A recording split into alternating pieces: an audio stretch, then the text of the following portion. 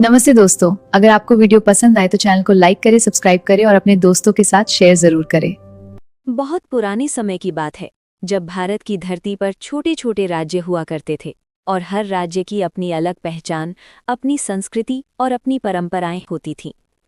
उन्हीं राज्यों में से एक था सूर्यगढ़, जो अपनी सुंदरता, समृद्धि और न्यायप्रिय शासन के लिए दूर दूर तक प्रसिद्ध था। चारों ओर ऊंचे ऊंचे पर्वत, बीच में बहती निर्मल नदी, हरे भरे खेत और मंदिरों की घंटियों की मधुर ध्वनि इस राज्य को स्वर्ग जैसा बनाती थी।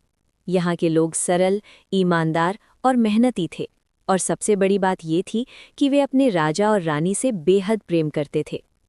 सूर्यगढ़ के राजा थे महाराज विक्रम सिंह, जिनकी वीरता और न्यायप्रियता की कहानियां दूर दूर तक सुनाई जाती थीं।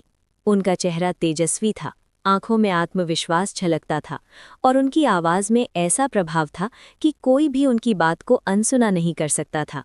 वे हमेशा कहते थे कि न्याय से बड़ा कोई धर्म नहीं होता, और वे अपने इसी सिद्धांत पर चलते थे। उनकी रानी थी अदिति, जो न केवल सुंदर थीं बल्कि अत्यंत बुद्धिमान और दयालु भी थीं। वे अक्सर साधारण वेश में गांव में जाती, लोगों की समस्याएं सुनती और उनकी मदद करती। प्रजा उन्हें माता के समान मानती थी। राज्य में सब कुछ बहुत अच्छा चल रहा था।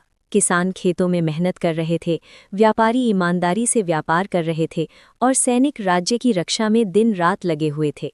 हर ओर खुशहाली थी और ऐसा लगता था मानो इस राज्य में कभी कोई संकट आ ही नहीं सकता। लेकिन किस्मत को कुछ और ही मंजूर था, क्योंकि हर शांत जीवन के पीछे एक तूफान छिपा होता है, जो सही समय आने पर सब कुछ बदल देता है। एक रात जब पूरा महल गहरी नींद में सोया हुआ था और आसमान में काले बादल छा चुके थे, अचानक तेज हवा चलने लगी।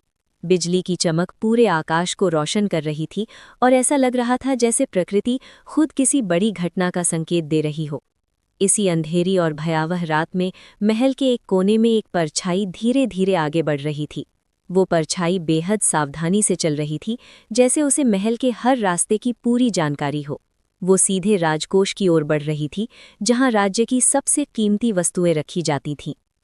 राजकोष के अंदर एक विशेष कक्ष था, जिसे हमेशा बंद रखा जाता था और जिसकी सुरक्षा के लिए सबसे भरोसेमंद सैनिक तैनात रहते थे।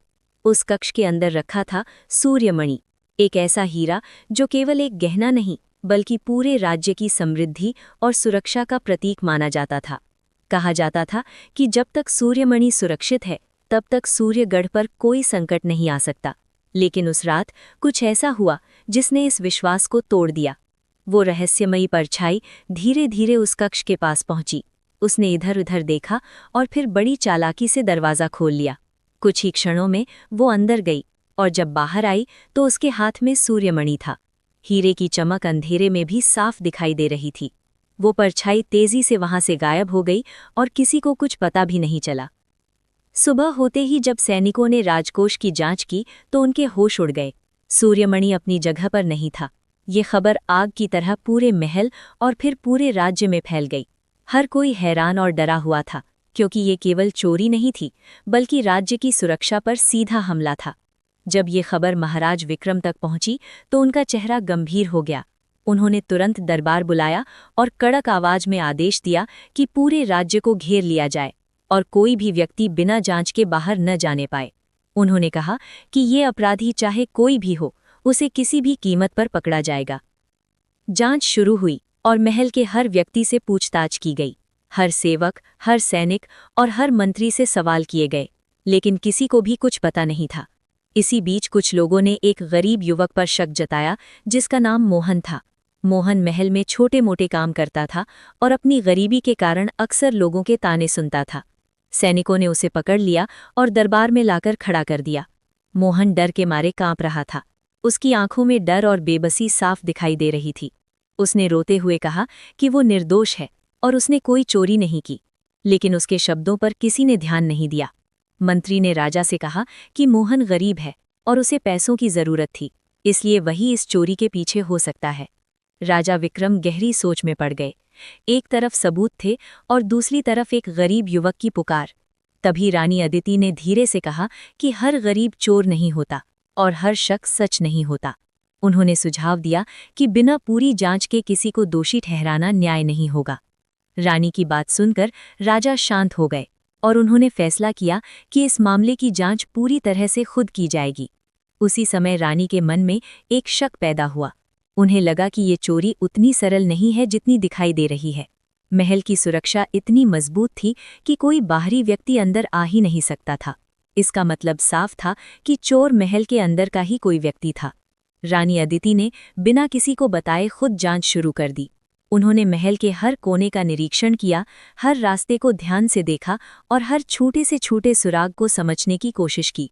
धीरे धीरे उन्हें एहसास हुआ कि ये केवल चोरी नहीं बल्कि एक बड़ी साजिश है, जिसका उद्देश्य केवल हीरा चुराना नहीं बल्कि राज्य की नींव को कमजोर करना है।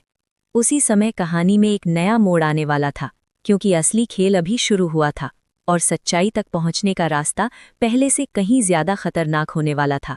रानी अदिति के मन में उठ रहा शक अब धीरे धीरे सच्चाई का रूप लेने लगा था। उन्होंने महसूस किया कि ये साधारण चोरी नहीं बल्कि एक सोची समझी साजिश है। महल की सुरक्षा इतनी मजबूत थी कि कोई बाहरी व्यक्ति अंदर आ ही नहीं सकता था, और जिस तरह बिना किसी निशान के सूर्यमणि गायब हुई थी, उससे ये साफ था कि चोर को महल के हर कोने की जानकारी थी। इसका मतलब था कि साजिश के पीछे कोई ऐसा व्यक्ति था जो महल के भीतर ही रहता था और जिस पर सभी को भरोसा था। रानी ने बिना किसी को बताए अपनी जांच जारी रखी। वे रात के समय महल के अलग अलग हिस्सों में जाती, सैनिकों की गतिविधियों पर नजर रखती और हर छोटी छोटी बात को जोड़ने की कोशिश करती। कुछ ही दिनों में उन्हें एक ऐसी बात पता चली जिसने उनके पैरों तले जमीन खिसका दी। महल का एक प्रमुख मंत्री, जिसका नाम महेंद्र था, हाल ही में कुछ अजीब व्यवहार कर रहा था।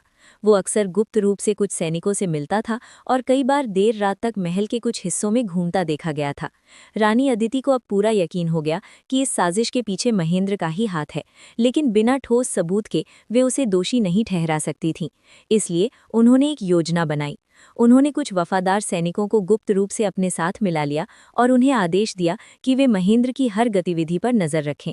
कुछ दिनों तक लगातार निगरानी करने के बाद आखिरकार वो रात आ ही गई जब सच्चाई सामने आने वाली थी। उस रात महेंद्र चुपके से महल के एक पुराने और सुनसान हिस्से में गया। रानी अदिति पहले से ही वहां छिपी हुई थी। उन्होंने देखा कि महेंद्र एक गुप्त दरवाजे के पास गया और उसे खोल दिया। दरवाजे के अंदर एक छुपा हुआ कक्ष था जहां सूर्यमणि रखी हुई थी। रानी ने ये सब अपनी आंखों से देख लिया। अब सच्चाई पूरी तरह सामने थी, लेकिन तभी नमस्ते दोस्तों, अगर आपको वीडियो पसंद आए तो चैनल को लाइक करें, सब्सक्राइब करें और अपने दोस्तों के साथ शेयर जरूर करें।